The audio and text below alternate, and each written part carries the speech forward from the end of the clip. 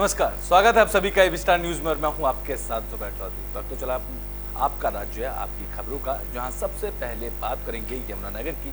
बता दें कि लगातार हो रही बारिश से नदियां उफान पर पहुंच गई हैं, जिसको लेकर प्रशासन की तरफ से लगातार मदद भी की जा रही है। लेकिन इस दौरान प्रशासन ने हथनीकुंड बैराज को लेकर बढ़ते जल स्तर को लेकर भी जानकारी दी है। तो हथनीकुंड बैराज पर सर्वाधिक जल स्तर रात 1 बजे नापा गया, जहां 2,30,830 क्यूसेक पानी दर्ज किया गया, जो कि 1 बजकर घटकर 1,33,429 क्यूसेक रह गया। वहीं शाम तक हथनीकुंड बैराज पर यमुना नदी का जलस्तर घटकर 1,27,864 रह गया है।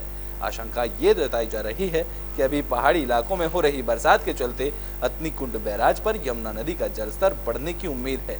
जहां हथनीकुंड बैराज पर बड़े जलस्तर से बेलगढ़ में सिंचाई विभाग की तरफ से बनाई गई करोड़ों की पटरी भी भूमि कटाव हो गया है, जहां पर टाउन एंड कंट्री प्लांटिंग, भू विज्ञान विभाग के उच्च अधिकारी और शिक्षा विभाग के मंत्री, साथ ही स्थानीय प्रशासनिक अधिकारियों ने मौके पर पहुंचकर निरीक्षण किया और स्थितियों का जायजा लिया है, जिसके बाद भूमि कटाव को रोकने के लिए अस्थायी प्रबंधन भी किए गए हैं। बता दें कि यमुनानगर में सिंचाई विभाग से मिली जानकारी के मुताबिक मानसून की शुरुआत में ही हथनीकुंड बैराज पर यमुना नदी अपने उफान पर बह रही थी और अब तक भी मानसून का पूरा सीजन बकाया है, जिससे कभी भी बरसात होने के आसार नजर आ रहे हैं और बरसात होने से यमुना नदी के जलस्तर में बढ़ोतरी भी हो सकती है। पानी सुबह 2,70,000 था, फिर 3,20 हुआ, अभी 3,45,000 क्यूसिक हो गया। तो आज बढ़ने का ट्रेंड है, क्योंकि कल हिमाचल में बहुत हैवी बारिश हुई है, रेनफॉल, जो कि अभी भी कंटिन्यू है और उसका इम्पैक्ट जो हमारी प्रेडिक्शन है उसके हिसाब से भी डिस्चार्ज इट कैन क्रॉस 4। तो पूरे हरियाणा में नदियां उफान पर हैं, चारों तरफ जलभराव की स्थिति देखने को मिल रही है और जलभराव से लोगों को काफी परेशानियों का सामना करना पड़ रहा है। जिस दौरान प्रदेश में हो रही बारिश से हुए जलभराव को लेकर प्रशासन अलर्ट नजर आ रहा है। इस दौरान यमुनानगर एसीएस माइनिंग अरुण गुप्ता और उपायुक्त राहुल हुड्डा कई दिन से हो रही भारी बारिश के बाद यमुना नदी के किनारे हो रहे कटाव की सूचना मिलते ही मौके पर पहुंचे, जहां बेलगढ़ के पास यमुना नदी के किनारे हो रहे कटाव की स्थिति का उन्होंने जायजा लिया। उन्होंने कटाव को रोकने के लिए संबंधित अधिकारियों को जरूरी प्रबंधन करने के निर्देश दिए हैं, तो वहीं एसडीआरएफ की टीम को भी मौके पर बुला लिया गया। उन्होंने बताया है कि स्थिति पर नजर रखने के लिए संबंधित अधिकारियों और कर्मचारियों की ड्यूटी लगाई दी गई है और प्रशासन पूरी तरह मुस्तैद नजर आ रहा है। किसी भी आपातकालीन स्थिति से निपटने के लिए व्यापक प्रबंधन किए गए हैं और पुलिस प्रशासन मौके पर मौजूद है, जहां आपातकालीन स्थिति पर काबू पा लिया जाएगा। उपायुक्त राहुल हुड्डा ने बताया है कि यमुना नदी के किनारे के कटाव को रोकने के लिए बनाए गए नए स्टड ज्यादा पानी आने के कारण बह गए हैं, जिस कारण कटाव हुआ है, जहाँ मिट्टी के कट्टे भरकर रखे जाएंगे और भूमि कटाव को रोका जाएगा। निश्चित सा होता है कि इतनी बारिश होगी तो लगभग ठीक रहे। अगर मान लो उससे 4-5 गुना ज़्यादा बारिश हो जाएगी, 6 गुना ज़्यादा बारिश हो जाएगी, तो स्वाभाविक है कि पानी चारों तरफ होता ही है, खेतों में होता है। और मुझे लगता है कि अगर मौसम ठीक रहता है तो लगभग 2 दिन में सारा का सारा साफ हो जाएगा। कुछ लोगों का नुकसान भी है, तो सरकार उसमें प्रयास करेगी कि हम उसका भरपाई करें। गाँव में तो मेरा ख्याल है यहाँ किसी में अभी तक घुसा नहीं, किसी गाँव में पानी। बात कर लेते हैं हरियाणा के यमुनानगर की, जहां यमुना नदी में हो रहे कटाव को लेकर अब राजनीति भी देखने को मिल रही है। इस कड़ी में आम आदमी पार्टी के नेताओं ने यमुनानगर का दौरा किया है। तो यमुनानगर में आम आदमी पार्टी जिला इकाई की टीम ने बाढ़ प्रभावित इलाके का दौरा किया, जहां अंबाला लोकसभा उपायुक्त सुशील जैन ने बताया है कि यमुना नदी में लगते गांवों से किसानों की फसल को काफी नुकसान हुआ है और लोगों के घरों में भी दीवारों और मकानों का पर काफी नुकसान पहुंचा है। जहां सुशील जैन ने कहा है कि सरकार और प्रशासन की तरफ से बाढ़ग्रस्त एरिया गांवों में किसी भी प्रकार की कोई राहत सरकार की तरफ से नहीं दी जा रही है। उन्होंने कहा है कि जिन किसानों की फसल खराब हुई है, फसल का मुआवजा सरकार की तरफ से उन्हें दिया जाना चाहिए।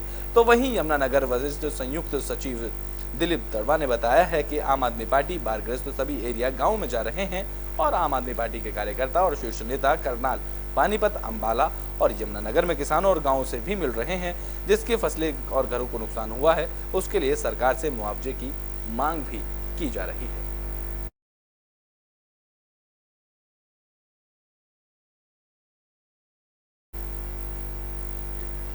तो यमुनानगर में कटाव के कारण लोगों को काफी परेशानियों का सामना करना पड़ रहा है, जहां बाढ़ प्रभावित एरियो में भी लोगों को कई परेशानियों का सामना करना पड़ा। बता दें कि इस दौरान बाढ़ प्रभावितों से मिलने आम आदमी पार्टी के कार्यकर्ता पहुंच रहे हैं, जहां आम आदमी पार्टी के शीर्ष नेता भी यमुनानगर पहुंच रहे हैं और बाढ़ प्रभावित लोगों से जानकारियां लेते नजर आ रहे हैं। तो हरियाणा में बारिश जरूर थम गई है, लेकिन अब नुकसान का आंकलन लगना शुरू हो गया है, जहां नेता लोगों की हमदर्दी बटोरने के लिए धरातल पर उतर आए हैं। वहीं आम आदमी पार्टी के प्रदेश उपाध्यक्ष अनुराग टांडा यमुनानगर पहुंचे और उन्होंने इस दौरान किसानों का हालचाल जाना। जहां हरियाणा में बारिश से जो तांडव मचाया है वो कई सालों तक याद रखा जाएगा, क्योंकि किसानों की फसल को कई दिन हुए बारिश ने बर्बाद कर दिया। जहां हरियाणा के मुख्यमंत्री मनोहर लाल हाईवे सर्वेक्षण के जरिए नुकसान का आंकलन कर चुके हैं और डिप्टी सीएम दुष्यंत चौटाला हो या फिर अनिल विज, सभी ने अपनी औपचारिकता पूरी कर लोगों के प्रति हमदर्दी भी जता दी है। और अब विपक्ष भी इस दौरान राजनीति पर उतर आया है, जहां आम आदमी पार्टी के उपाध्यक्ष अनुराग टांडा ने यमुनानगर जिले के कई बाढ़ग्रस्त इलाकों का दौरा किया और सरकार के साथ तीखे सवाल किए हैं। जहां अनुराग टांडा ने कहा है कि सरकार आपदा प्रबंधन के दौरान जो फंड जारी करती है वो कहीं दिखाई नहीं दिया है। उन्होंने सरकार को मशवरा देते हुए कहा है कि मंत्री, विधायक और अधिकारियों को धरातल पर उतारकर सरकार को काम करना चाहिए।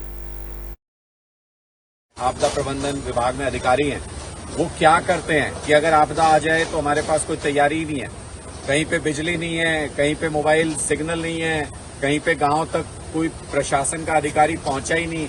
ज्यादातर जगह जहां पे मैं गया हूं वहां प्रशासन का कोई अधिकारी नहीं पहुंचा। किसी ने ये नहीं पूछा गांव वालों से कि क्या समस्या, आपको क्या मदद चाहिए।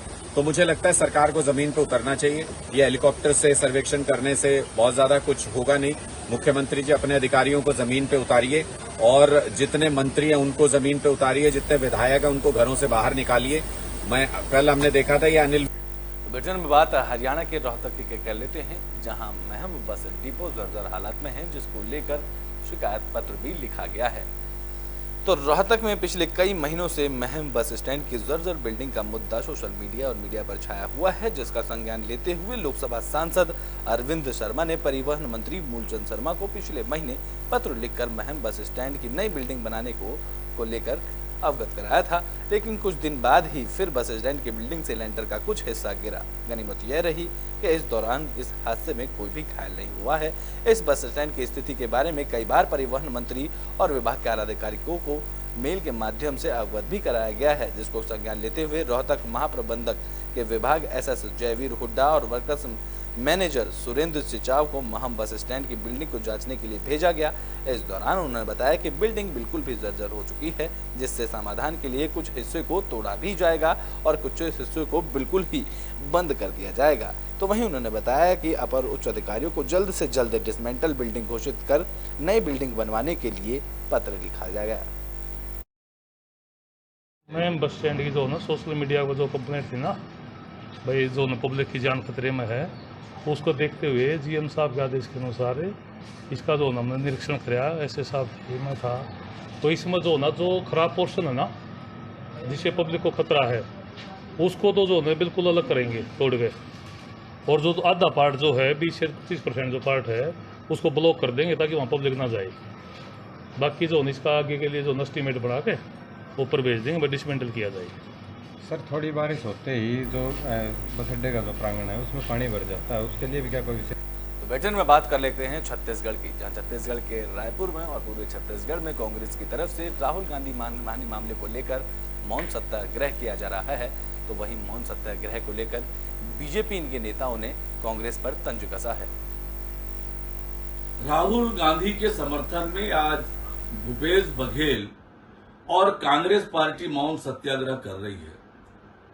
कांग्रेस पार्टी का यह कृत्य पिछड़ा समाज के जख्मों पर नमक छिड़कने का काम है। एक तरफ जहां राहुल गांधी ने पिछड़े वर्ग समाज को अपमानित किया, गाली दी और न्यायालय ने जिसे सजा दी हो इस काम के लिए, ऐसे व्यक्ति के समर्थन में मौन सत्याग्रह करना ये बताता है कि भूपेश बघेल जी और कांग्रेस पार्टी के लिए देश और संविधान से बढ़कर एक परिवार की चाटुकारिता करना। बुलेटिन में बात कर लेते हैं छत्तीसगढ़ के गरियाबंद की, जहां रोजगार सहायक संघ की तरफ से प्रदर्शन किया गया है। तो गरियाबंद में रोजगार सहायक संघ ने अपनी 2 सूत्रीय मांगों को लेकर राज्य सरकार के खिलाफ मोर्चा खोल दिया है। इस दौरान रोजगार सहायक संघ की तरफ से प्रदर्शन किया गया है। बता दें कि रोजगार सहायक संघ ने गरियाबंद के तिरंगा चौक से लेकर कलेक्ट्रेट तक रैली निकालकर मुख्यमंत्री के नाम कलेक्ट्रेट को ज्ञापन सौंपा है और रोजगार सहायक संघ ने नियमितीकरण और पंचायत कर्मी नियमावली लागू करने की मांग की है। जहां अपनी मांगों को लेकर रोजगार सहायक संघ ने मांगे पूरी न होने पर अनिश्चितकालीन हड़ताल पर जाने की भी बात कही है। हमारे पिछले 17 वर्ष से यही कहते आए कि हमारे दो ही मांग है। पहला, ग्रेड पे निर्धारण कर नियमितीकरण किया जाए। दूसरा, नियमितीकरण की प्रक्रिया पूर्ण होते तक सिविल सेवा 1966 पंचायत नियमावली लागू किया जाए। और हम यही उम्मीद में आज भी बैठे हैं। विधानसभा सत्र आने वाला है, अंतिम है ये 5वां साल का। इसके बाद तो आचार संहिता लग जाएगा। तो उम्मीद है, उम्मीद पे भरोसा कायम है और कक्का है तो भरोसा है। ग्रेड पे और नियमितीकरण के न होते तक पंचायत नियमावली लागू किया जाए। मुख्यमंत्री के नाम से ज्ञापन सौंपे हैं। आगे की रणनीति, आज जिला स्तरीय रैली है, कल से अनिश्चितकालीन हड़ताल में रहेंगे जब तक हमारे लिए कुछ ठोस निर्णय नहीं आता। संघ द्वारा एक ज्ञापन शासन के नाम से, जिसमें इन्होंने नियमितीकरण की मुख्य मांग है और साथ ही नियमितीकरण होते तक जो सिविल सेवा पंचायत राज अधिनियम है उसके तहत इन लोगों की नियमावली लागू करने के लिए इन्होंने तो छत्तीसगढ़ के बेमेतरा में अवैध शराब बिक्री को लेकर प्रदर्शन किया गया है। बेमेतरा जिले में अवैध कारोबार पर अंकुश लगाने के लिए किसान नेता योगेश तिवारी ने पुलिस अधीक्षक भावना गुप्ता को ज्ञापन सौंपा है। जहां किसान नेता ने पुलिस अधीक्षक को अवगत कराया है कि शहर और ग्रामीण क्षेत्रों में गली मोहल्ले में खुलेआम शराब की अवैध बिक्री हो रही है। इसके अलावा सट्टे का कारोबार भी जिले में जोरों शोरों से चल रहा है, जहां सट्टा और शराब की अवैध बिक्री के कारण युवा वर्ग बर्बाद हो रहा है। लगातार शिकायत के बावजूद अपेक्षित कार्रवाई नहीं हो रही है और खाईवाल कोचियों के हौसले भी इस दौरान बुलंद होते नजर आ रहे हैं। बता दें कि इस किसान नेता ने ज्ञापन सौंपकर अवैध कारोबार पर अंकुश लगाने के लिए पुलिस अधीक्षक से आग्रह किया है और 15 दिन के अंदर अवैध कारोबार करने वालों के पर कड़ी कार्रवाई नहीं होने की स्थिति में आंदोलन करने की भी चेतावनी दी है।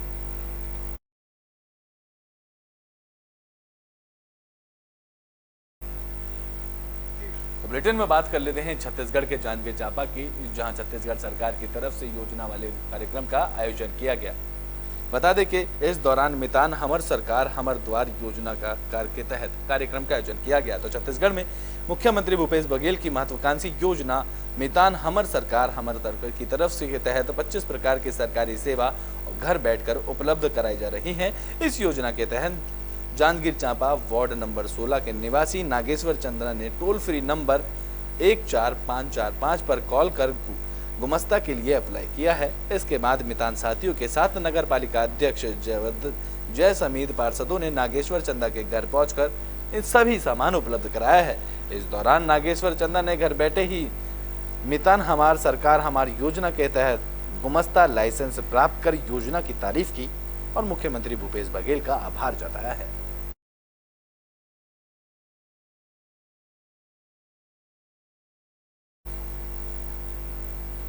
तो बुलेटिन में बात तो रायपुर की कर लेते हैं, जहां महिला के लिए कार्यक्रम का आयोजन किया गया। बता दें कि इस दौरान महिला जागृति कार्यक्रम का आयोजन किया गया।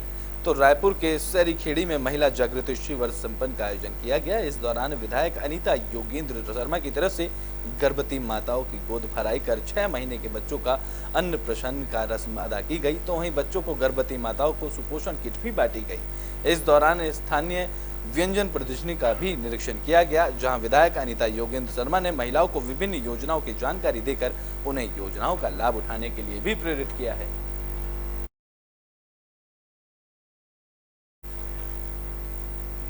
आपका राज्य आपकी खबरों में भी के लिए बस इतना ही। देश और दुनिया की तमाम खबरों के लिए देखते रहें एबी स्टार न्यूज।